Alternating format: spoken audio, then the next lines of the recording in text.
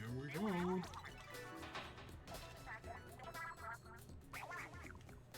Sizzle season ends on the 31st.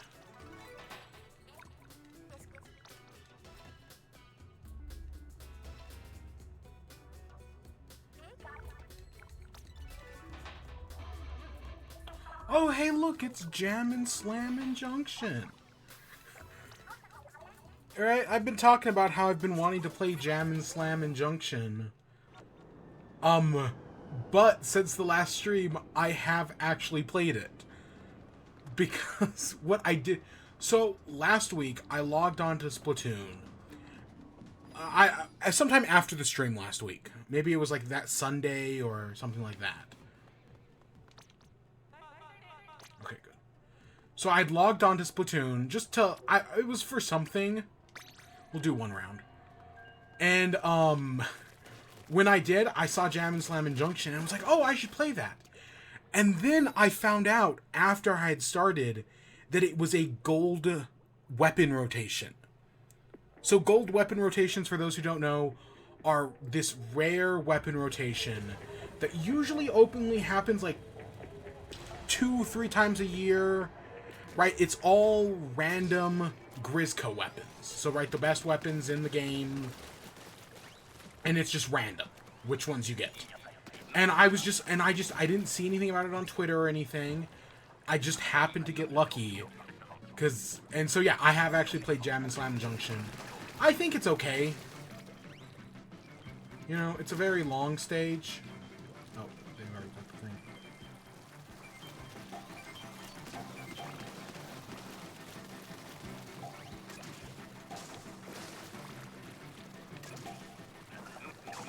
Yeah, no, it's a long stage, but I think that's what makes it unique.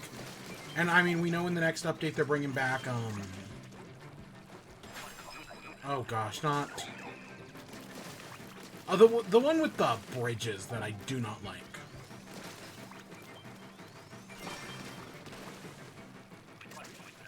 Yeah, no, so I have actually played this stage. We'll just do like a round or two. I don't actually expect to go that long.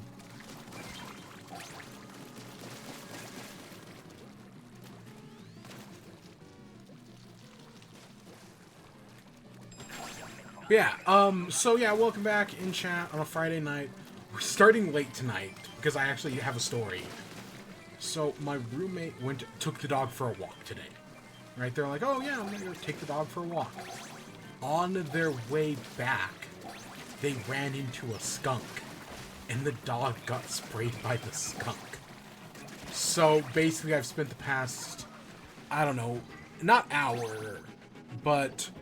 I don't know, I basically, yeah, spent, I don't know, like 40 minutes, you know, helping clean up the dog from the skunk smell. Which went fine. Right, the dog now smells better. The house still smells a little bit like it, but I'm sure it'll get better, right, once the smell gets time to, whatever the word is, not disintegrate, not delineate. Diffuse? I guess we'll go with diffuse. But yeah, so that's been my past, like 40 minutes. It's just, you know, helping clean the skunk off of the dog. But it all turned out fine. The dog smells a lot better.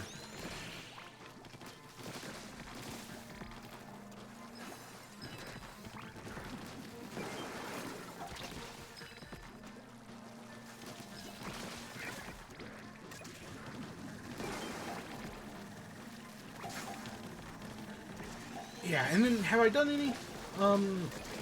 anything else?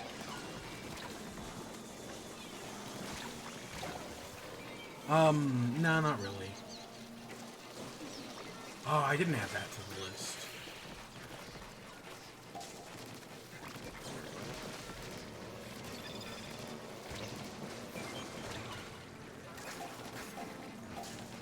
But yeah, so tonight we've got to talk about Charles Martinet and his retirement.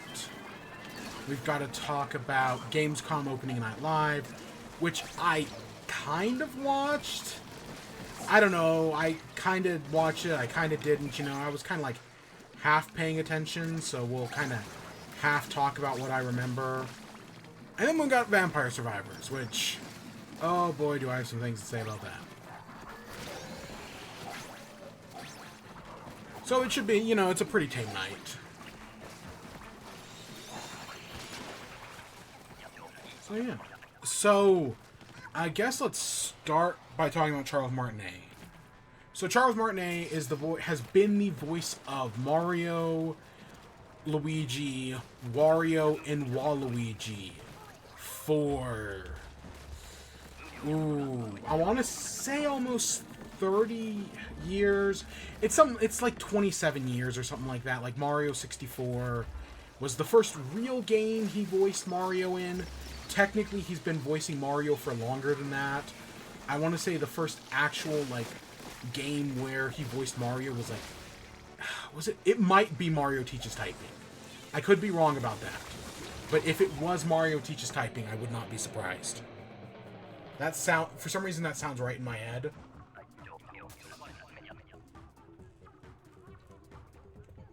But he's definitely been voicing Mario for years now. So, on the 21st, whatever, was that a Monday? Yeah, that was on Monday.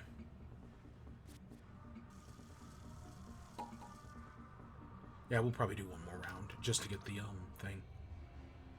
So yeah, on Monday, Nintendo put out a statement on their Twitter. Charles Martinet, I'm going to read it right now.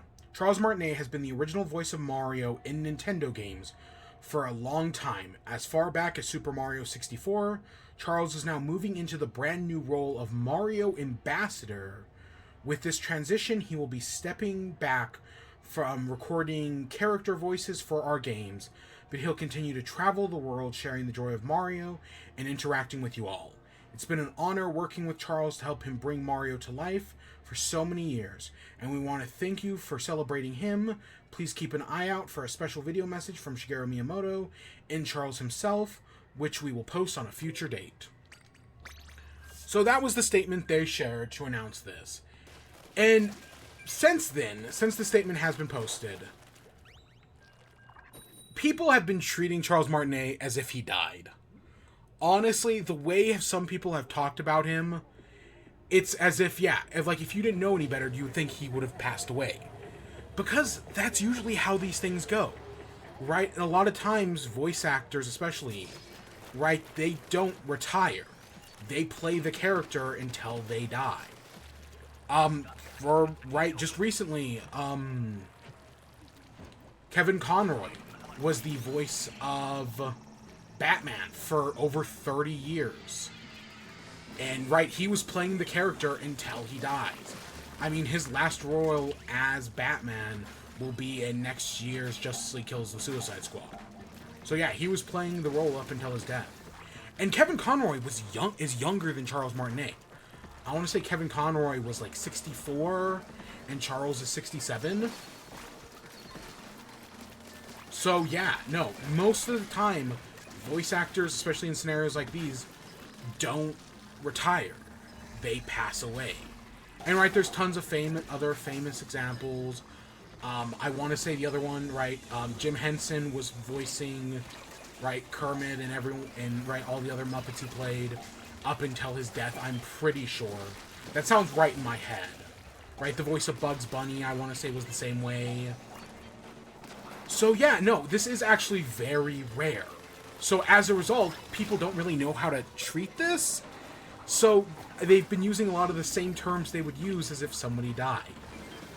And, you know, so, like, we've gotten a lot of good tributes to Charles, right? Just talking about his role as Mario. A lot of people have brought up that one of his last roles will be as Mario's dad in the Mario Brothers movie, and him saying the line, "Those are my boys," which I think is very fitting, right? That's a very good ending line. But the speculation about Charles not being the voice of Mario has actually been going on for a while now. Back in the Nintendo Direct in, June? when the Super Mario Wonder trailer happened, I remember people specifically, I want to say the video I saw at the time was Arlo's, but I know Shiza, the guy who does Boundary Break, also posted about it, talking about how Charles Martinet's voice sounded different in the Super Mario Wonder trailer. So there was speculation that maybe he's not voicing Mario anymore.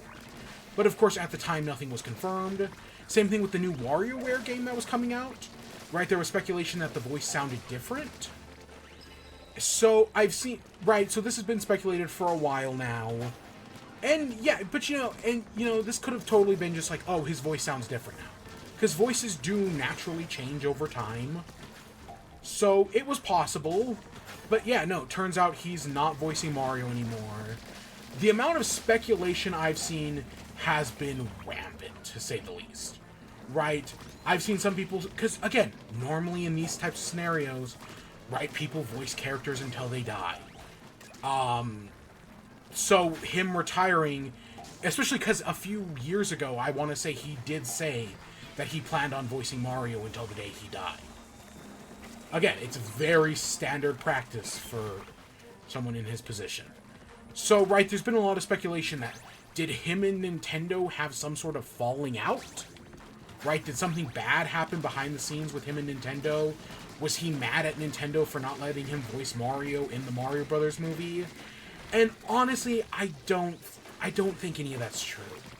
Especially with the statement Nintendo put out, the fact that Nintendo said, right, the fact that Nintendo put out this statement and was, right, they're like, oh, a video message will be coming soon from Charles and Miyamoto. That makes me think they're ending on amicable terms, especially because he's still going to be a Nintendo brand. And he's a Mario ambassador, right? Because Charles, from everything I've heard over the past few days, and I've known about this for a while, Charles Martinet is one of the nicest guys around, right? He's just a joy to meet. People love, right, meeting him at conventions. And I would feel like going to conventions, right, and him doing conventions for the rest of his life takes more effort than just voicing the character in the studio. But what do I know, right? Like, who knows? But, yeah, I know he loves doing conventions. I've heard so many stories and not just, like, now, like, over the years. I have heard stories about what a nice person he is to me, right? People like him, Adam Sandler's another one I've heard so many good stories about. Who I would not think Adam Sandler, but no, supposedly he's a great guy.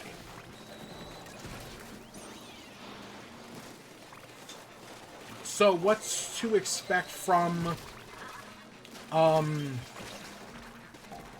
So yeah, I think they ended on amicable terms. I feel like a lot of people are stretching to get some of this hostility there. That just doesn't exist. At least I hope it doesn't exist. I don't know. But, because, it's totally possible. Maybe because again, he's 67 years old. Maybe he had a cancer scare or something like that. Again, this is purely speculation. And, right, maybe he decided that it's time to, retire. I'm assuming he has kids and grandkids at this point. So maybe he just decided to retire and, spend his time with his kids and his grandkids, Because he's at that age, right? Maybe something happened, right? Especially after the COVID pandemic and everything. Tons of things to put your life into perspective and be like, there are other things, right? Because, he's done stuff other than Mario, and he could keep voicing Mario until the end. But, it's okay to step back.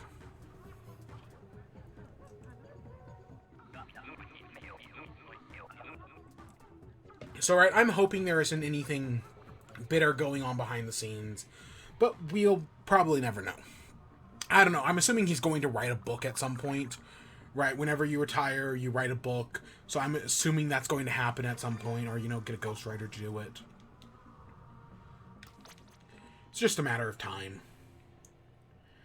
But so one of the things, we don't know who the next voice of Mario is. Right, we don't know who will be playing Mario in the future.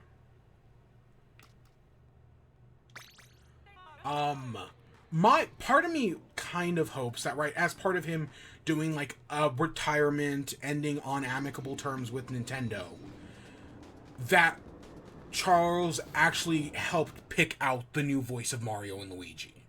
Right? He was the one who went and helped find the new voice.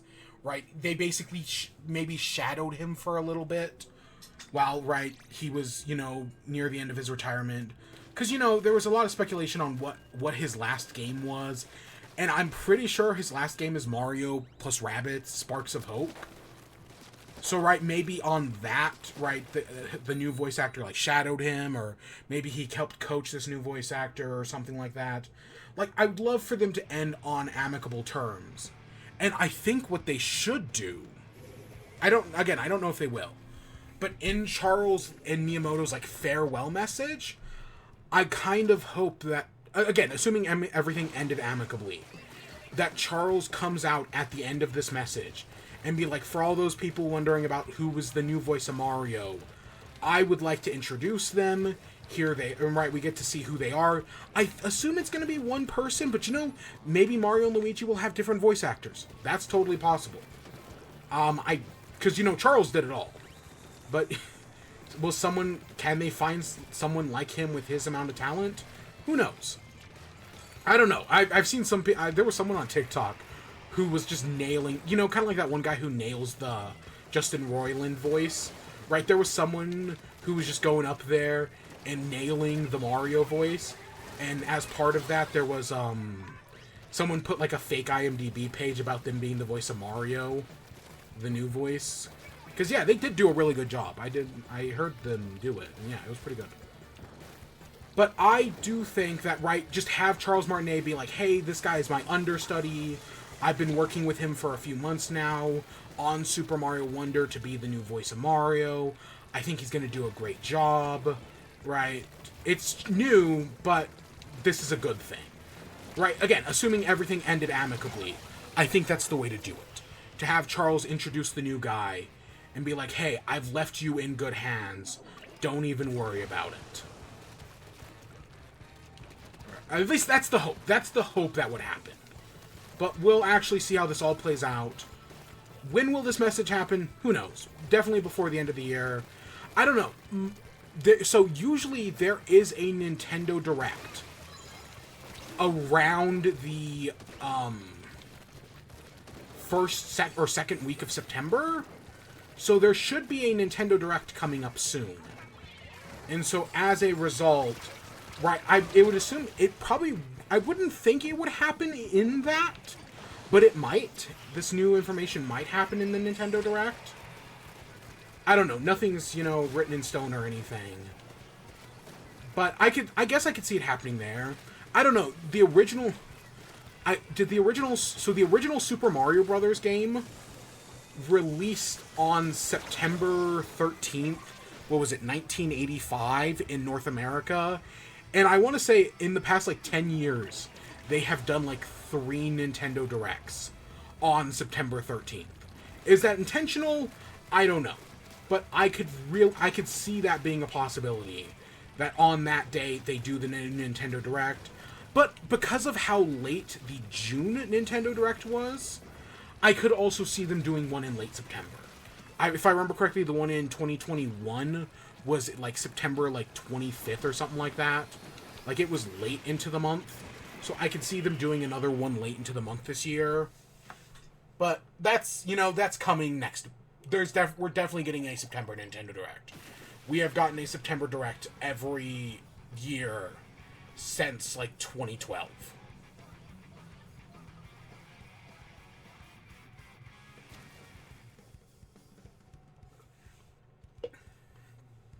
But yeah, I'm gonna miss Charles Martinet. He did such a great job.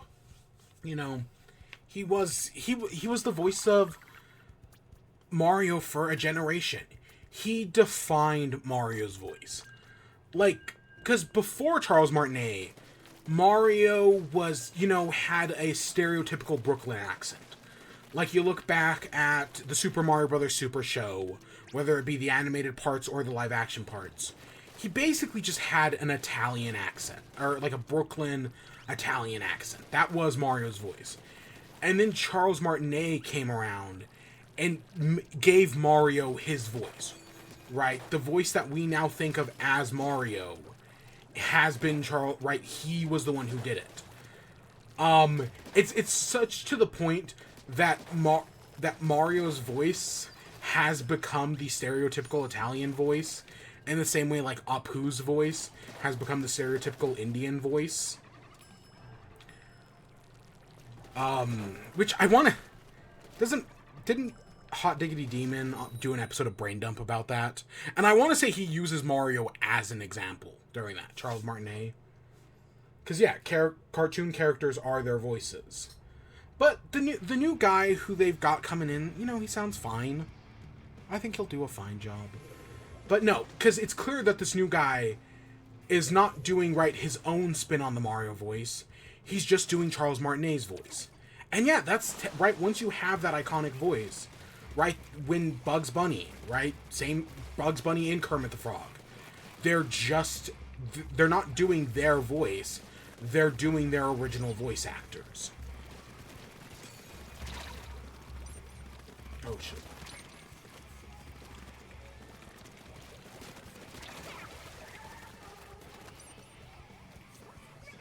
I haven't seen any of my teammates. So that's kind of where we're at. But yeah, no, from here on out, whatever, it's just going to be someone doing an impression of Charles Martinet. Because he's defined that voice. Right, it's basically, like, you look at Justin Roiland being replaced in Solar Opposites versus him being replaced in Rick and Morty. And in Solar Opposites, they basically just got a brand new voice. Right, it's a brand new voice actor doing all the new voices, giving, Corvo a new voice. Meanwhile, in Rick and Morty, they're probably just going to get someone to come in and do the Rick voice, right? In the Morty voice. They're not going to, right, make Rick and Morty sound... They're probably not going to make Rick and Morty sound different. Right? They're just going to get someone to do it, whereas they did make Corvo sound different. So I'm assuming the same thing's going to happen, right? Mario, it's just going to be it sounds like that, just based on Super Mario Wonder. Because yes, Nintendo has confirmed that Super Mario Wonder and the new WarioWare game will both have the new voice actor. And we'll just have to wait and see who it is. But, like, this is the only character, like, Nintendo has that they'll make, like, a deal about this, right? Like, you think of, like, Patricia Somerset as Zelda. Or,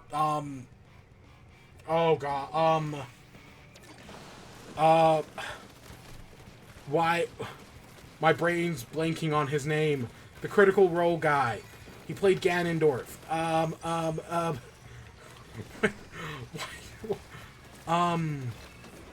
Matt Mercer. There you go, Matt Mercer. Right? Like, let's say the next Zelda game comes out, and it's not in the Tears of the Kingdom universe. Nintendo's not gonna make a big deal. If they replace Ganondorf or, right, Patricia Somerset as Zelda, they're not gonna make a big deal out of it. But Mario's different. Of course, I wouldn't mind if they brought Matt Mercer in, right, if it's in a brand new universe, but they brought back Patricia Somerset and Matt Mercer, because they both did fantastic jobs. I would love if they brought back the new voice cast, but I don't think they will. Because that's... I don't know. Zelda's really never done voices like that, but who knows? Maybe they will be the voice of Zelda and Ganon for the next generation. Anything's possible at this point. But yeah, no, I hope Charles has a nice retirement. I hope everything works out for him. And yeah, whatever he wants. Again, I fully expect him to write a book. That's how these things always go. Whenever they retire, they write a book. I hope he writes a great book. Or, get someone to ghostwrite him a good book. Alright, so let's continue on with Gamescom. So I did not really watch Gamescom. I watched somebody else talk about Gamescom. Right? I watched somebody else watch Gamescom. And it was Gamescom, like, oh, okay. Like, Jeff Keighley literally went into the into Gamescom opening night live to be like, hey, don't expect the biggest announcements in the world. Right? This isn't Summer Games Fest, which, Summer Games Fest doesn't even have the biggest announcements in the world. right? He was like, hey, he basically announced everything that was going to be there before the event happened. And I felt like that was the right way to do things. So a few announcements that stuck out to me. We started off with some Starfield stuff, which I know we talked last week, right, real quick, about how critics already have Starfield. People have already started leaking stuff, so be wary. Oh, look at that team. Oh my god. Part of me wants to argue that is the worst team in the game, but they're probably going to kick our asses here. Oh my god, could you imagine using 4 Brellas? Like, holy shit. Okay. God, could you imagine being that 4 Brella team? It's actually kind of funny. We need to find a new team on the next one. But yeah, so this new Starfield stuff, I'm excited for Starfield, right? I think I'm going to wait for the reviews. I don't know when the reviews are coming out, but I've said it before, I have the money for an Xbox, right? I've specifically put away the money. So I think I'm most likely going to get an Xbox just to play Starfield. That is very likely. So I do fully expect that in the future, right? Hey, guess what? An Xbox may be coming. Of course, I've said I'm not going to stream Starfield, right? Even if I do buy an Xbox, just for Starfield, right? An Xbox Series X or Series S. I do not plan on streaming Starfield. I have no interest in streaming Starfield. It's just not my... Right, it's not a game I'd want to stream. Are people liking it so far? I have no idea. Legitimately, I have no idea whether or not... Because, right, nothing's supposed to be out yet. Other than that, critics have it in their hands. I know, I want to say Phil Spencer said that it plays a lot more like Oblivion than it does Skyrim, which I think is a good thing. I want to say people liked... I don't know. I know people liked either Oblivion or Morrowind. And whichever one they liked, they hated the other one. But I don't remember which one is which. So I'm just going to pretend like, yeah, Oblivion is the one that people liked. Right? Oblivion is Fallout New Vegas to Morrowind and Skyrim's Fallout 3 and 4. But I liked Fallout 4, and I liked Skyrim, so I guess we'll see.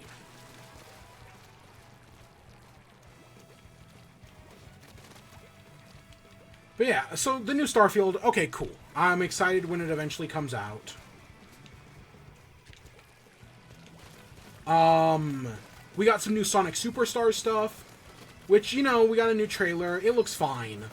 But the two things I will say is that they showed off a few, like, skins in the game, and one of them is a rabbit skin that's called Feels the Rabbit.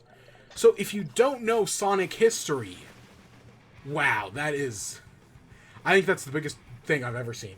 The biggest, like, split like that. So if you don't know, Feels the Rabbit was the original Sonic. Feels the Rabbit is to Sonic what Oswald the Lucky Rabbit is to Mickey Mouse. Right? That's kind of the idea going on there.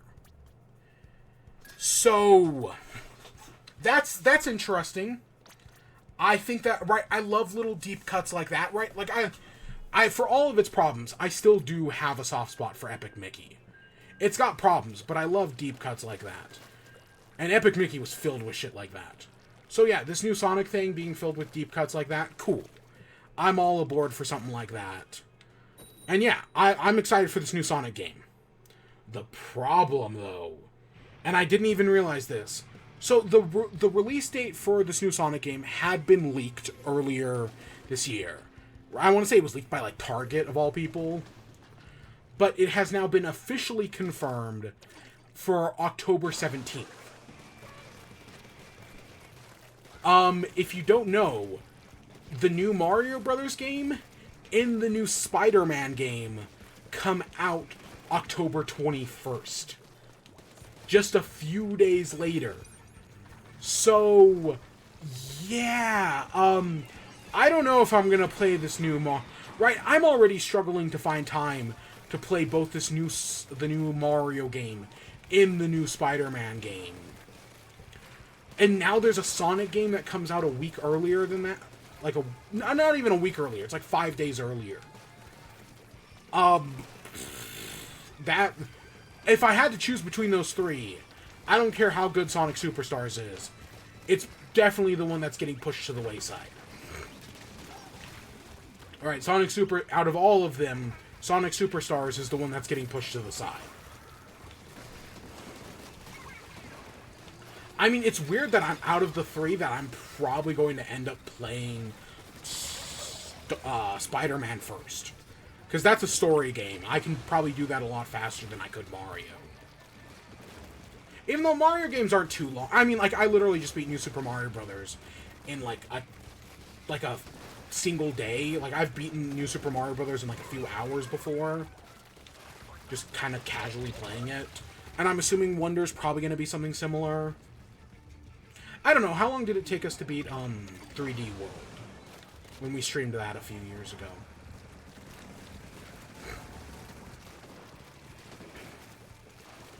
But no, definitely, I did not...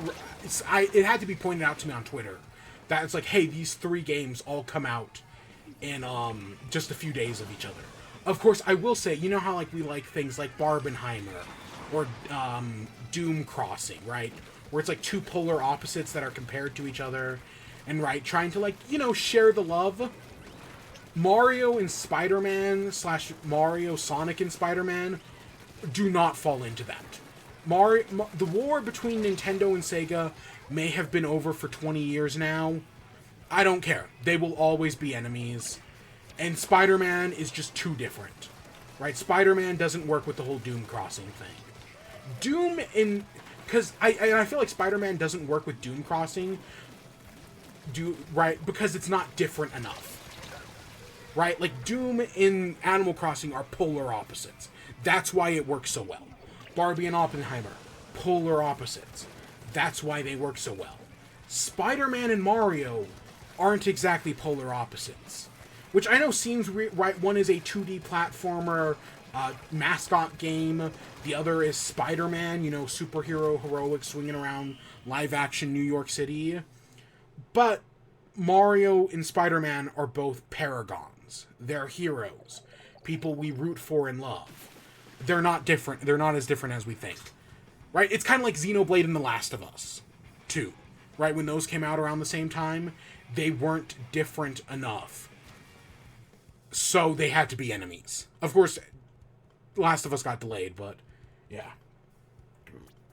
Ooh. I already need more water. I ran out like instantly.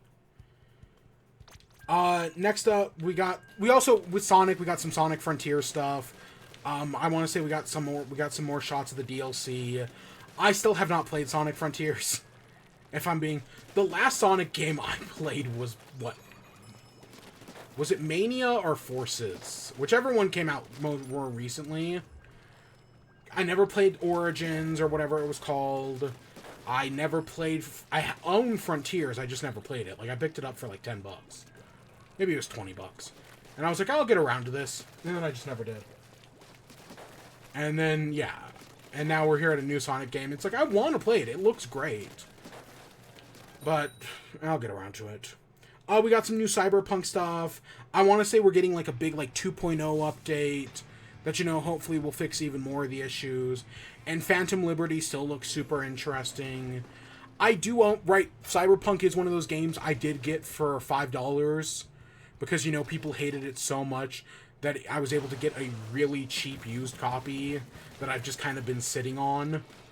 And so I'll play it one day, just for, kind of like, you know, kind of like how I played Fallout 76 for shits and giggles. But, of course, I do actually expect it to be better than Fallout 76. Because I heard once you got past all of the bugs and whatnot, Cyberpunk was actually pretty good. Right? If you could work past it. And since they've updated the game a bunch, I'm assuming they fixed some of those issues. And finally, the last thing I got to talk about, which is the thing everyone was talking about. Once again, kind of like at the Game Awards, someone did rush the stage and said something about Bill Clinton wanting GTA 6. And I saw some people speculate that this was a scripted moment. 100% it was not. If it was a scripted moment, they would have gotten the same kid who did the original. And Jeff Keighley definitely would have played it up for more laughs. Right, Jeff Keighley definitely would have made more jokes about it. And right, would have been in on it. But no, this was not a scripted thing. And Jeff Keighley is probably fucking pissed. Right, he was originally pissed at... Right, like, there were jokes when the original guy did it. That, right, they were going to take him out back and break his fucking legs. Jeff Keighley, he should take this new guy out and just fucking kill him. I would not be surprised. Because it happening, you know, fool me once, shame on me. Fool me twice, shame on you. That's where we're at, right? Jeff Keighley probably wants to murder this guy. Especially because, you know, you have all these developers here. And the more this happens, right, it sets a precedent. And it makes them feel, right, unsafe. Right? Like, this is... Like, Todd Howard was so fucking awkward after all that. So, it's just a real mess. And, yeah, Jeff Keighley's definitely going to have to step things up. And the reason it's happening is because he's inviting influencers. Right? Because he wants to make this a big developer and influencer event. But when you invite influencers, you get, right, people like this. Who are willing to risk it all for one stupid moment. I would say 15 seconds of fame. But honestly, we don't even know this fucker's name. I don't know anything about this guy. Because again, Gamescom is in what, Germany? I want to say Gamescom is in Germany. So, yeah, no, this was... Yeah, this guy got taken out back and put down like Lassie. Probably. Like, the other guy showed up in, like, interviews the next day and whatnot. This guy... No. Jeff... Is this going to happen again? I hope not. Because I just find it more annoying than anything. Like, the first time it happened, it was weird. But, you know, never let it happen again. And I'm pretty sure I even said that at the time. I was like, this should never happen again. But here we are. It happened again. And that just... Right, it's dragging Jeff's name through the mud, kind of. It's not good for him. He doesn't want it. He did also announce that the Game Awards are going to be in December, right? Like it's like the first week of December. This is gonna be a tough Game Awards. Like I've already been thinking, right? I know we're over halfway through the year, but we've still got like 4 months to go. And I've been thinking about Game of the Year already, and this is gonna be one of the hardest Game of the Years of all time, right? I do stand by they need to expand it from 6 nominees to 9. Because there are just too many good games this year. There are just too many good games. And Spider-Man, Starfield, Super Mario Wonder haven't even come out yet. And just alone, I can already think of 6 games that could be Game of the Year. And those 3 heavy hitters haven't even released, right? Tears of the Kingdom, Baldur's Gate 3... I definitely don't want that. I'm gonna be pissed if that Harry Potter game gets nominated. I know it made like $1 billion. I don't give a shit. I'm gonna be pissed if that happens. I don't even want it mentioned. I'm sure it will be. I don't want it fucking mentioned. Tears of the Kingdom, Baldur's Gate, there's tons of other shit that I can't even think of off the top of my head. Pikmin, I mean, I'd nominate Pikmin 4. Resident Evil 4 Remake. Other shit that I can't even think of. And I still find it funny that the two of the highest reviewed games this year are the Resident Evil 4 Remake and the Metroid Prime Remaster. Right? The 2 highest rated games are just from previous years. Because I want to say the Metroid Prime Remaster is still the highest reviewed game of the year. Technically. No, actually that's not true. Tears of the Kingdom is. But I want to say Baldur's Gate is like right behind it. And then Metroid Prime is like right below that. It's like 96, 95, and I want to say 93 is the Metroid Prime, which I still have not played.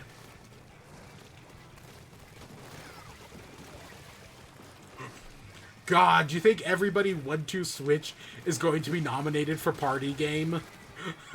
That'd be so fucking funny. It's not, but God, that'd be so fucking funny. But yeah, you know, will I be watching the Game Awards this year? I don't know. Of the past, like, 4 years of the Game Awards, I have had commitments on that night. So, of the past, like, 4 years, I have missed 2 Game Awards. But I watched them last year, so we'll see. At least I think I watched them last year. I don't know. I don't stream the Game Awards. I just kind of casually sit and watch them and usually talk about them on Discord. I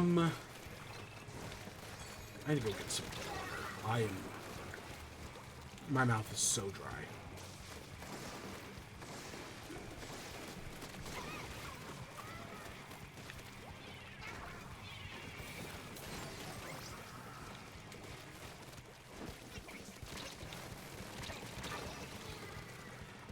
Anything else on Gamescom or any of Jeff Keighley's things?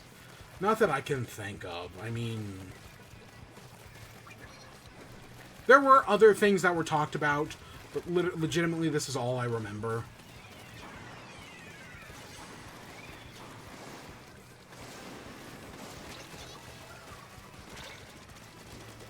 We got some new Splatoon in. So, Splatoon, we've been getting new weapons. The Brella did have the kit I thought it was going to have. Right? Auto Bomb and Inkjet. That's like the best possible kit. Maybe second best possible kit you could give the Sorella Umbrella. So the Sorella Umbrella might actually be good now. Right? I don't know. It's still working with the weapon, so we'll see. But it seems like it could be good. We got the Gold Dynamo, and that has... Oh, what does the Gold Dynamo... I want to say it has Suction Bomb? Oh god, did it have Suction Bomb? It had... We got the new sloshing machine with Point Sensor and Trizooka. I don't... I do not think of Point Sensor as a great weapon, but... I don't know, that might be good. A new Tri-Stringer with Super Chump. And Sprinkler. And then the gold thing has Splat Bombs and Super Chump. That might be good. That might be good for the Dynamo. I'm not entirely sure, but it's possible. It's possible that makes up a good Dynamo. We'll have to wait and see. I don't know, the update comes out in like less than a week. Ooh, I got a tower. I don't know, I'm only, what, level like 55 or something? I've still got a ways to go to get... Right, I'm definitely not hitting 100. I want to make that very clear. And then we did get a new song as well. We got a new song from Deep Cut called Big Betrayal. So this is a manufactured fictional beef. Basically, so if you remember the... when they added the Splatoon 1 Plaza to Splatoon 3, they released a new song, and in that new song, it featured a guy called Ian BGM. Well, yeah, we all kind of figured, oh, that's Big Man's real name. His name is Ian. And yeah, basically the song is, right, him being discovered by Shiver and Frey, that he was collaborating with the Squid Sisters, and it's them, like, giving him, like, a diss track.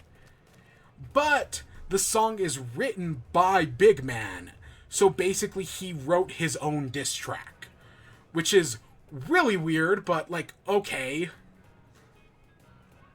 But yeah, you actually do, and, well, it doesn't use, like, English voices or anything. They have, like, subtitles that have been, like, translated from Splatoon speak, or what, Squiddies, or whatever it's called. So, right, you can actually hear them, like, dissing him. I know some people would say, like, oh, they're being toxic, they're gaslighting him. It's a fucking joke, man. Especially with the new Splatfest coming out in, like, 2 weeks. That is Big Man versus Shiver versus Frey. Which is... I've seen some people disappointed by that Splatfest, that it's not like, oh, shouldn't that be the final Splatfest? I'm actually fine with it being the 1-year anniversary Splatfest. Especially because I'm like 90% sure that the final Splatfest is going to be Squid Sisters versus Off the Hook versus Deep Cut. Right? Have the 3 idol groups face off against each other. Because my theory is still that the, for beating the Side Order DLC, you're going to unlock the lobby from Splatoon 2.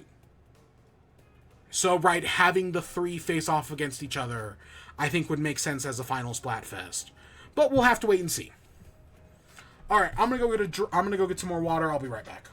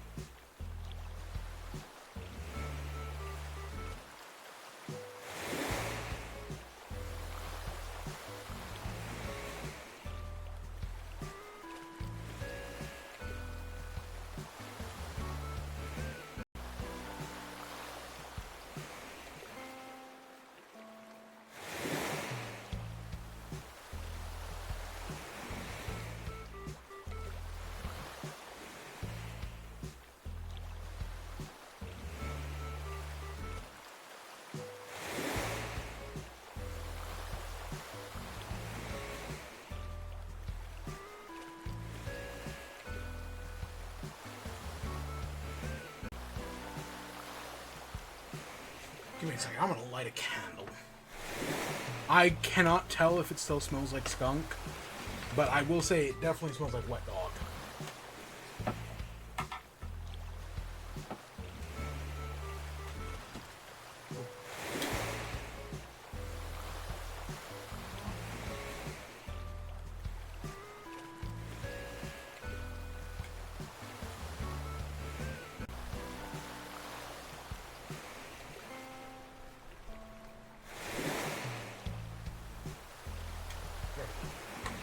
Alright, there we go, candle lit. It's orange flavored, I think. Yeah, citrus. I'm not a candle guy, but I considered becoming one. Yeah. I considered becoming a candle guy. So I guess let's go on to WIBE. So what have I been doing? Just because it's fresh on my mind. So I went to Wendy's. Okay. So when I go to like a place like Wendy's or Macca's and I get a soda, I always ask for no ice. Because in my opinion, the drink comes out cold. And these companies like fill the drink like all the way to the top with ice. And so you get way less soda, right? It's dumb. And if I wanted ice, I can just add it at home. If I'm you. I haven't eaten it. I haven't eaten at a fast food place since the pandemic started, right? Like, actually, like, gone to, like, a Macca's and, like, sat down to eat. Nah, not since the pandemic. But, right, so I went to Wendy's, and I got an orange soda with with no ice. But they gave me a free coffee. And I was like, sure, I'll take your free coffee. Sure, why not? And so they hand me, and it's supposed to be like an iced coffee. And hopefully you see where this is going. But they give me the iced coffee, And it doesn't have ice as well. So the soda didn't have ice, and the iced coffee didn't have ice either. So that was very weird. It was like the most lukewarm coffee I had ever felt. They did actually fill it all the way to the top, which kind of surprised me. Right, like, I've heard some places that when you ask for no ice, they'll, like, just give you the normal amount, right, as if it had ice in it, and, like, skimp out on a bunch of it, like, they won't fill the cup. And I expect that for, especially for coffee, they have, like, set amounts. But no, the guy just filled it to the top. It was whatever. The coffee, it was one of those new, like, not Frosted-Chinos, I don't remember what it was called. One of their new coffees, though, it was whatever. I'm not a coffee guy. I think that's what it really comes down to. Like, I think I mentioned this when Wendy's did the breakfast thing, that, like, the first sip is really good, and then every subsequent sip gets a little bit worse. So that's kind of right how I feel about this, is like, the first sip was really good, and then every subsequent sip got a little worse. But, yeah, it was whatever. And I just went and added ice on my own, right? I poured it in a different cup. Meanwhile, I did try one of their new... They have, like, this new, like, nacho cheeseburger that's got, like, queso on it. And it's got, like, little, like, corn chips or something like that. Not like Fritos, but, like, something like that. And, you know, it looked fine. It's got, like, a cheesy jalapeno bun. Right? This is what they replaced the pretzel pub bacon cheeseburger with, the thing that everybody loves. And honestly, I did not like it. It's not for me. Can I be honest? Even though it sounds dumb, I feel like queso is actually a lot harder to get right than it seems. Because, right, queso, it's just like a cheese, right? It's like a cheese sauce. But it's actually it's very easy to fuck up queso. I feel it's like on a bell curve, right? Where if you just do, like, the minimum and make a cheese sauce, it can actually be okay, but then when you start adding, white people, let's call it white people queso. White people queso is okay, but then as you start adding more spices and whatnot, it's a lot easier to fuck it up, and so you have to get over that bell curve, and then once you do on the other end, right, once you get it right, it becomes good again. But a lot of places tend to fall in that middle area. Right, where they're doing something, but not enough, and it's just not as good. And that's kind of what I felt like this was. Like, yeah, you did something. You did more than just, like, a cheese sauce. But I don't think you went far enough, and I just didn't really care for it. I didn't care for the jalapeno bun. Nah. So that was not impressive at all. So I don't really recommend that. Yeah, that was what I did for lunch today. It was Wendy's. Yeah, I'm not a coffee guy. I don't know. I figure it's one of those, like, acquired tastes. And it just doesn't really do it for me.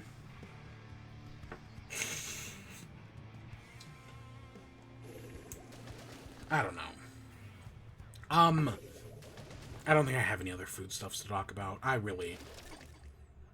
I don't know. Places just aren't as interesting anymore. Except for Wendy's and Taco Bell. I don't know. Burger King's talking about bringing their Ghost Pepper Whopper back, which has it's like a Halloween Whopper with, like, an orange bun. And I think we talked about that on this show. Probably, I don't know, back in, like, season 2 or something. And I do remember liking that. Because Burger King's actually... I kind of have respect for Burger King, because you know how, like, people are all about, like, Red 40, right? Don't eat Red 40, don't drink Red 40, it's poison, it's banned in the European Union, right? Stuff like that. And yeah, rightfully so. Well, right, even though Burger King made, like, a red Spider-Verse Whopper, they didn't actually use Red 40. A lot of those, like, chemicals and dyes that, people, right, have been linked to, like, cancer and whatnot, Burger King actually made a statement a few years ago now that they're not going to use any of that. They're going to try to use... Right, like the Red Whopper was made using radishes. That's how they got the red color. And I actually have massive respect for Burger King for doing that, right? Like, McDonald's would just use Red 40. So I have respect for Burger King for that. Too bad all their food tastes like shit. Right? Like, I do not like Burger King at all. I mean, I've had it every once in a while, but it's like the last place I'll go to. Nah, it's not. I would say Hardee's is probably the last place I'd go to. Yeah, probably Hardee's. But I do not care for Burger King. No siree. So yeah. So games. What have I been playing? I played some more City Skylines. You know, just casually going through the motions there. It's fine. My city's a fucking mess, so it happens. I know City Skylines 2 also comes out in October, I think. Let's see. Cities Skylines 2. There we go. Oh my god. Mario and Spider-Man come out the 21st. And City Skylines comes out the 24th. Fuck. Oh my god, there's too many games. There's too many good games. Shit. I don't know. I know people got like demos of the game recently. Like they did like a big demo thing where they gave it to a bunch of YouTubers. Of course, the one guy I watched a bunch of City Skylines from, RT Game, was not part of it. So, because he's in Japan right now he did the Pokemon World Championships and all that. So yeah, I haven't seen anything about it. But you know, I've been playing the normal City Skylines. I haven't messed around with any of the DLC or anything. It's just me kind of casually playing the game. You know, trying to figure things out, not really getting it, but, you know, still working at it. Because I don't really want to Google anything.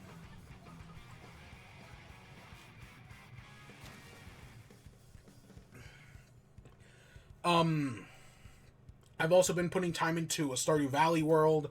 I've been playing Stardew Valley co-op. And it's been going okay. You know, I'm making good progress. But I'm the one of the group. I am the one person who's actually played Stardew Valley. Nobody else in the group has. This is all their first time. And oh, are they struggling at the fishing minigame? Oh boy. But you know, they'll get the hang of it eventually. But yeah, we're working towards the end goal of the community center, which I'm trying to do in a single year. I'm really going to try to get the community center done in a single year. I know there are some things that are going to cause problems.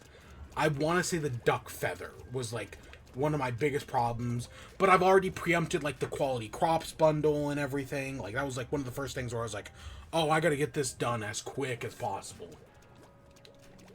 But no, it's just been, you know, casually doing it. It's shared money is real interesting. Because, right, what would normally support a single person, right, we now have to share it between the four of us. And I feel like that's taking a lot longer to do stuff now. Especially because, like, the backpack upgrade. Right? Like, I went to buy the backpack upgrade, and only one of us gets it. So we now have to raise another, $2,000 to buy the backpack upgrade for another person. Which, again, if this was just a single person, wouldn't be much of an issue. But with all of us playing, that's becoming that's gonna probably be a problem. But I took the backpack upgrade first because I'm the one going into the mines. Right, whereas the others are fishing and farming and whatnot. I don't know, we'll see how it all plays out. But no, it's still Stardew Valley, it's still a good game. You know, I'm trying to keep it simple.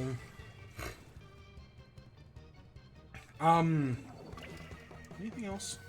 Well, I'm outside the two big things. No, I think that's all outside of, you know, the big one. Yeah, I don't think I played anything else. So, Vampire Survivors. So last week, right, we started up Vampire Survivors. I did a few runs. I actually completed a run on my first ever completion run on Switch, right? Where I got to 30 minutes. And since then, I have just been playing it. Basically every day, I've been doing a run or two. Which, that's usually, right, me putting that much time into a game, that doesn't really happen all that often with me. Right, I don't usually do stuff like that. Right, like Splatoon is one of the weird ones where it's like, oh yeah, I usually, you know, depending on what we're doing, I usually put like 10 hours, or at least 10 minutes, I mean. I usually put 10 minutes into Splatoon a day. Right? I haven't really been with this season, but like previous seasons, yeah. But, right, Vampire Survivors, I've been putting like an hour into a day. And it's been great. I have enjoyed it so much. I found the combos that work for me. I still love Garlic. Getting the evolution on Garlic is great. I've been comboing that with the Holy Bible, the Bible, to get the spinning books. That basically I'm just trying to create an impenetrable wall around my character, and it's been going great. Pentagram is whatever, but Pentagram Upgrade, the upgraded Pentagram, whose name I don't remember what it's called, is fantastic. I love the upgraded Pentagram. I use Magic Rod a lot, because I like it more than the Fire Rod or the, it's not called the Ruminator, the weird, like, orb, the, like, metal, like, orb that, not an orb, it's like a, it looks like the ghost from, Destiny that, like, passes through enemies. I do not really care for that weapon. I don't think its upgrade's that good. But Magic Wand gives you, like, consistent damage that I do like. Don't really care for Axe or its upgrade. I finally unlocked the ability to get the, Laurel. Right, the Laurel upgrade and the thing that freezes enemies. And I've been using those to survive past 30 minutes. I think the longest I've made it is, like, 35 something, because eventually you kill Red Death, and that gets you, and then you get hunted down by, I don't know, whatever it is after that. But yeah, I was able to kill Red Death, kill whatever comes after that. So of the, like, 5 main levels in the game, I do not like the church level.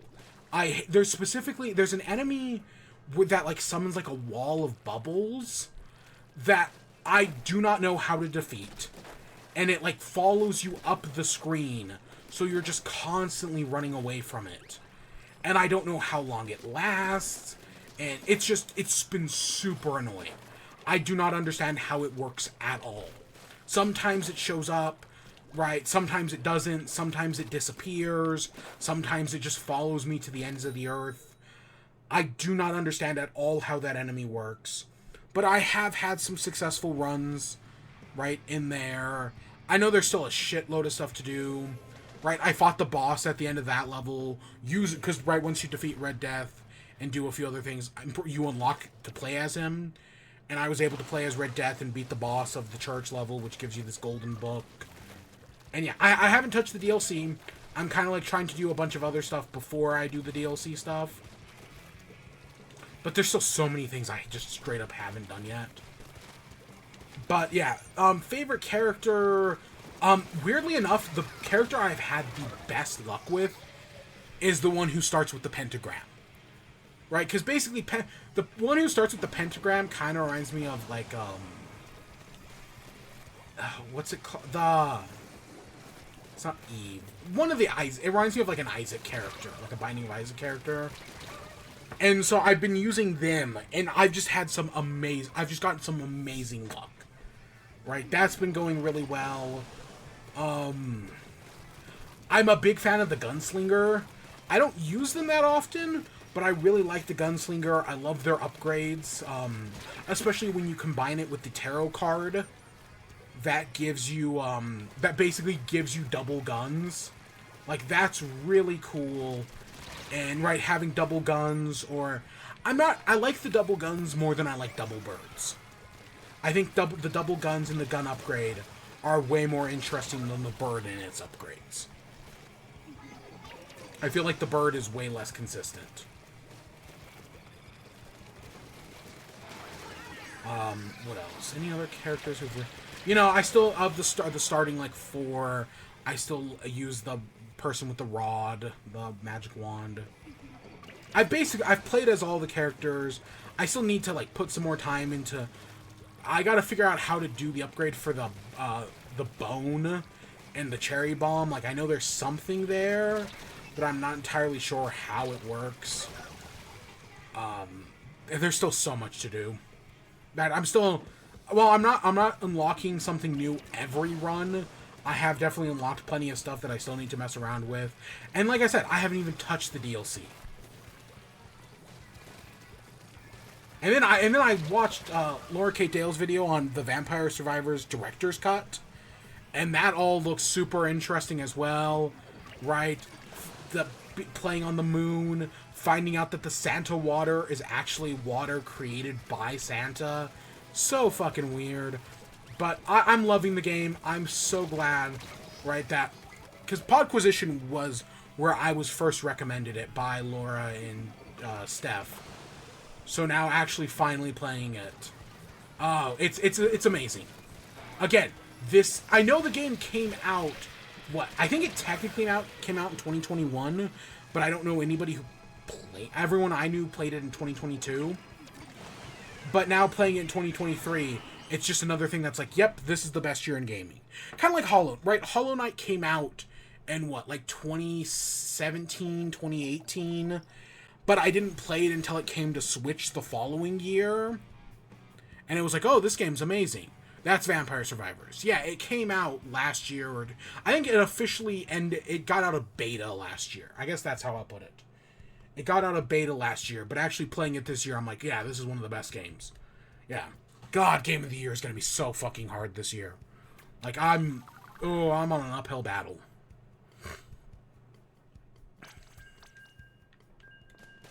But yeah, there's still so much. It's going to be another easy 100 hours. Or, you know, another easy...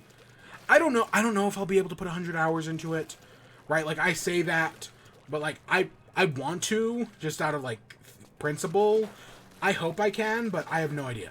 I wish I knew how long I've been playing, but I couldn't find like an in-game like time tracker, and the Nintendo Switch time tracker only starts after like only shows up after like 10 days, and I've only played the game for 8 days, so I still don't have the Nintendo Switch time tracker yet.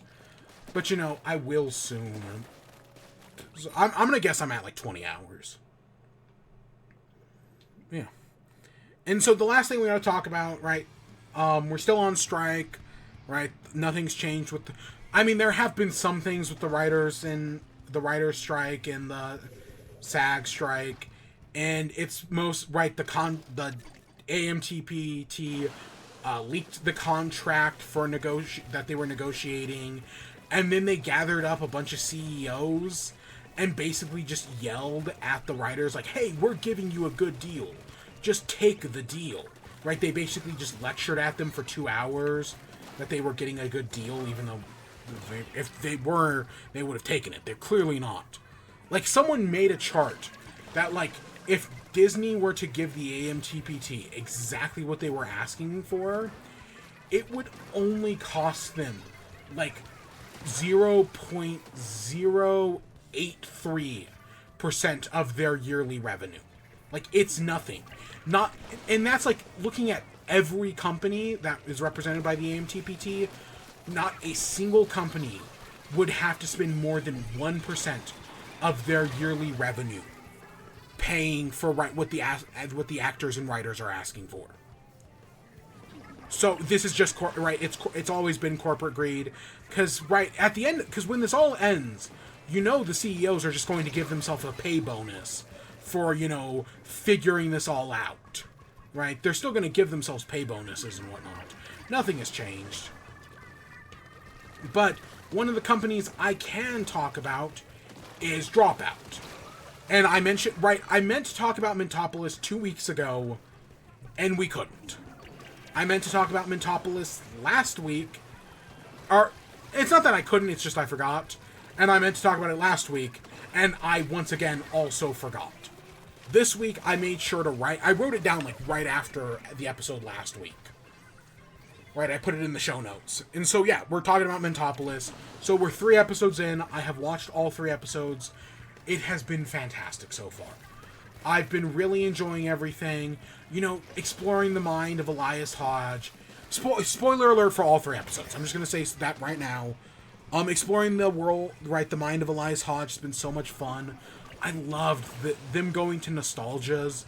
Was so great in the second episode. Right, same thing with, oh, well, novelty right across the street. That was fun. The whole backstory of Conrad Shins with the ice skates and, right, them dealing with, in the third episode, them dealing with the 4Fs and finding out about fight and flight and how they kind of, right, are at each other's throats. Seeing fight as this old woman, and then they get into a fucking underground fight against it's like Dominance or something like that, right? Dominance. And it's like, okay, that's funny, you know, that's good. And just that how, right, they just barely fucking squeak by Mike Trap, and it just kind of all works out for them in the end. And the whole way him and Freddie Wong play it, where they're like, oh, well, we beat the guy, but it turns out he's not fight. And they're, like, really defeated by it. Ah, that was so funny. The whole thing... So, like, at the end of the second episode, you find out they've been pushed out a window, right? Elias Hodge. And it's like, oh, now we gotta figure out what to do. And the first thing they think is they gotta scratch their own balls. Which is very funny. And, like, that's kind of a goal they're working towards. But then we actually find out in the third episode what's going on. That basically Elias Hodge created a device that could alter memories. And, right, alter people's minds. And, right, it's basically like a portable, like, gun at this point. And it has been used on him, presumably before he was pushed out the window. So now you've got this, like, weird key... Which I'm still... Okay, I'm not entirely sure how this is all going to work out. Because I want to say, while I haven't really been watching it, I've more been listening to it while playing Vampire Survivors. I want to make that very clear. So, and, like, the whole thing with the white key, and they even talk about how it's kind of confusing in the episode. Like, they ask for some clarifications on it. And especially where the episode ends with the Fix, right, meeting the whole, like, floating white key and, like, what's going to happen there. Super interesting. God, the Fix is such a good character. Hank Green is just fucking killing it. Those little facts and tidbits as intimidation are fantastic. The whole bit with the butterfly in the third episode, right, comparing Conrad to a butterfly, so well done. I've been enjoying the crap out of Mintopolis. I highly recommend it. Finally finding out what the wheel does, and, like, as the mental state, like, increases in, like, panic, it then makes it harder for them to use, like, Moxie and whatnot. Like, that's real interesting. So, yeah, I have been enjoying it so well. High recommendation there. I don't know how many episodes it's going to be or anything. I feel like there's still so much they can do. But because I was kind of like, because, like, we know this murder had happened. And I was like, what are they going to do, right? Like, because I wouldn't, based on what I know about, right, Brennan and the rest of College Humor, I could see an easy way to make, like, the mind, do, like, a story about the mind, would have the villain be, like, depression, or self-loathing, or something like that, right? Like, I feel like that's an easy way to do things. But I know College Humor the way I do, and I'm like, no, they're not going to make sadness the villain, right? Because at the end of the day, capitalism is the villain of every D&D game. So I was like, okay, how are we going to, in this weird mind world, make capitalism the villain, right? Without it being like, right? Because you have, like, things like Mayor Logic and whatnot, and that's clearly going places.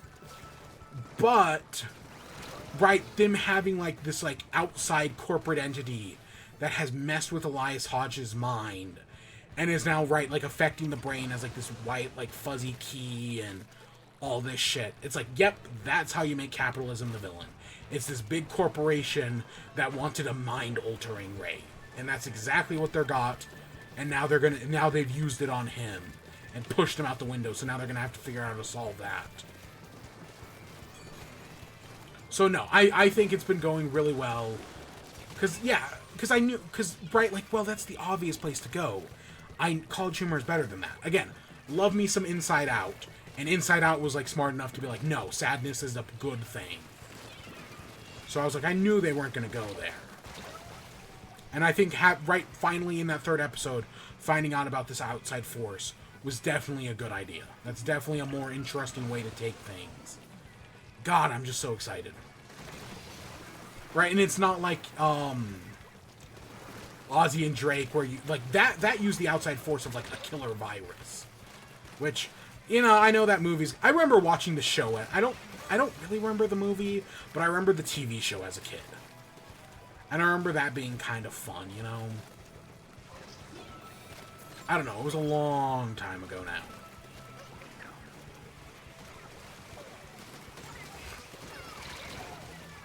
Oh, I almost got a triple kill.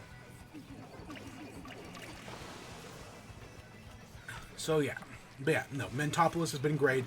I highly recommend a Dropout subscription. I say this all the time, right? I always recommend a Dropout subscription. Nothing has changed. It's still a fantastic service. This season of Breaking News has been pretty good. The most recent episode of Sam giving away his own money was fantastic, especially with Katie naming a number and then being told to give a higher number. That was great. Grant took the spicy chip like a boss. That was fun. So yeah, no, Actually has also been great. Do we have a new Actually this week? I think it's next week. I love Actually.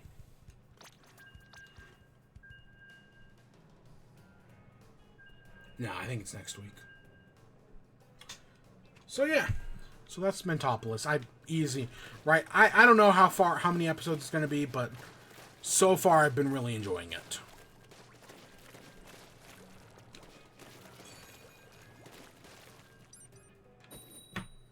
Also, it looks like they took one of my favorite quotes from Fantasy High and turned it into a mug. Which I'm like, ooh, I kind of want that mug now. Because I got an email about that. And I was like, ooh, I kind of want that mug. Because I don't really buy, like, collectible shirts. Like, with Rooster Teeth, I would usually buy posters. Right? Like, I've bought an Extra Life poster every year since I've been watching Extra Life. What, like 2016 or something?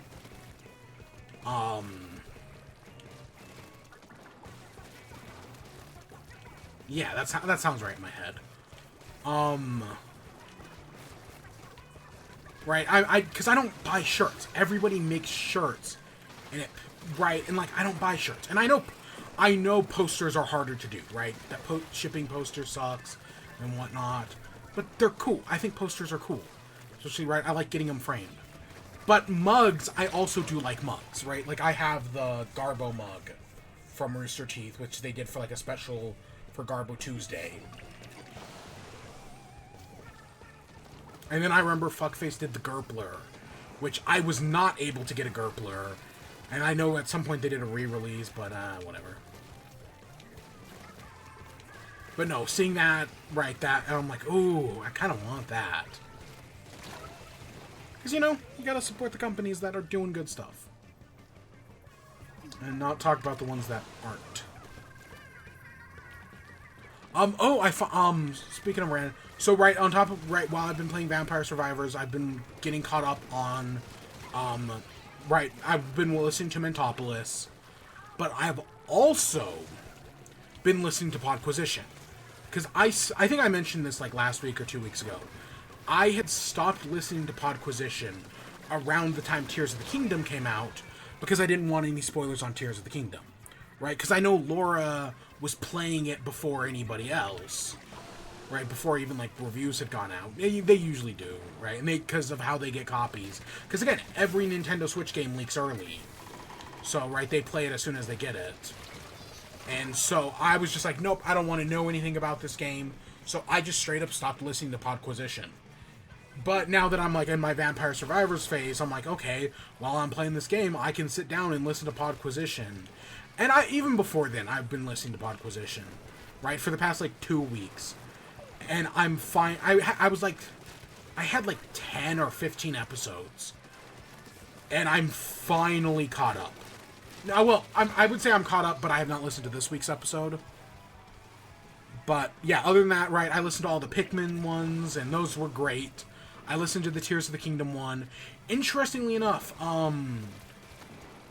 Laura's partner did the same thing I did in Tears of the Kingdom, where they went to the Thunderdome before you were supposed to in the story, and found the solution anyways. I thought that was very interesting, because, yeah, I still don't understand how you're supposed to clear out the Thunderdome. Like, I still have no idea how you're supposed to do that. But I know there's some way. Yeah, listening to the Pikmin stuff was great. Listening to them talk about, right, other Survivor ups, and, right, that's how the Vampire Survivors director cut video. So those have all been good.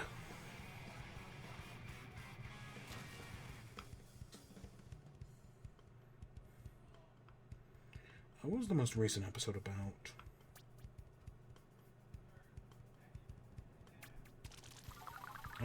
Oh, they've been talking about Vald.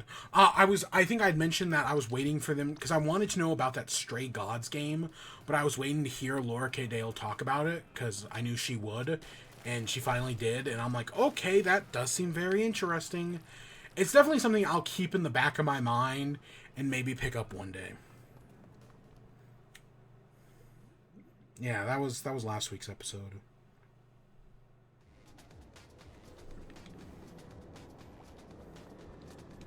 Yeah. So I think that takes us to the outro. So, plans for this upcoming whatever? Well, the new Splatoon update comes out next week. So, you know, we'll definitely be back with Splatoon next week to talk about it. Right, we're definitely not finishing the season pass. I don't know. I know a lot of people are really disappointed in the update, especially because the new season pass is basically just a lot of the old gear. It has been, like, reused, which, I mean, that's nice for people who didn't get the gear the first time, but I also kind of think that they should just add the gear to the shops, right? Like, that'd be really nice if they did that instead, but I know how Nintendo goes. Oh, I own one of these Game & Watches? A Plane Observe? I'll buy another one.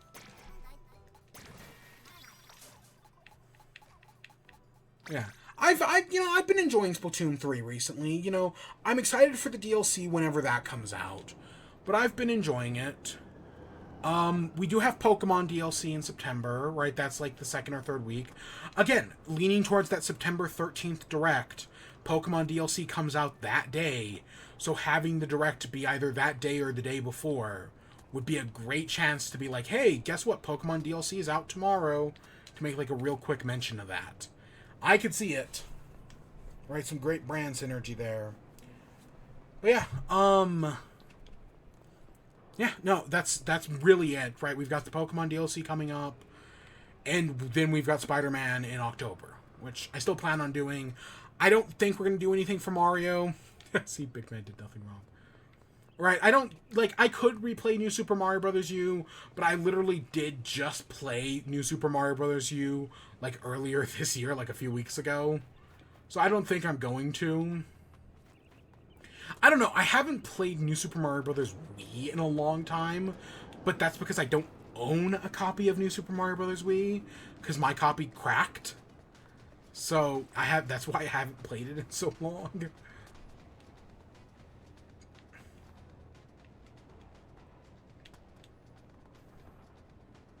Oh, look at that one.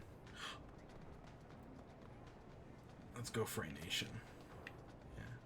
The new Splatfest is going to be great. I'm super excited for it. Oh my god. So I watched I'm just going to mention this right now. I guess as we're ending off here. I watched a video by what's the channel's name? I'm going to find it right now. It was by... Oh, come on. Where is it? I'll find it. Give me a second.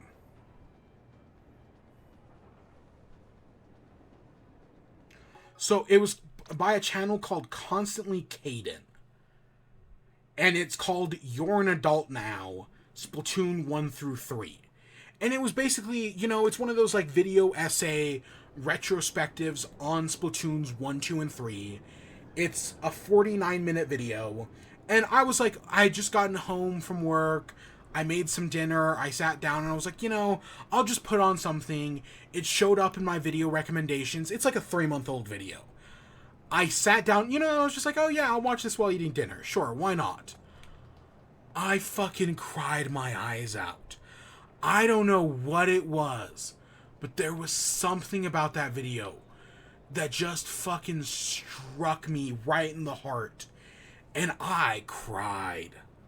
Because it talked about, right, how as we've grown up, Splatoon has grown up with us. Right? Like, in the first game, right, you're a kid, you're a squid. Now, Splatoon 3 isn't like, oh yeah, you're still a kid, you're a squid. No, it's been 7 years in the game world. I mean, I guess it's coming up on 8, right? Time in the Splatoon world passes the same way it does in, right, the real world. So, right, those who were kids when Splatoon came out, or teenagers in my case, are adults now. And yeah, no, that's a great point. And there was just something about the way they did it that I was just like, oh shit.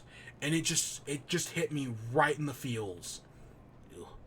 And I loved it. If you're at all a fan of Splatoon, I highly recommend the video. It was fantastic. Again, it's a Splatoon retrospective could easily be multiple hours long. But no, this was like a 3-hour retrospective, and it did a fantastic job. I highly recommend it. Oh my god. But yeah, I did not expect to be crying into my linguine, but that's exactly what happened. Oh my gosh.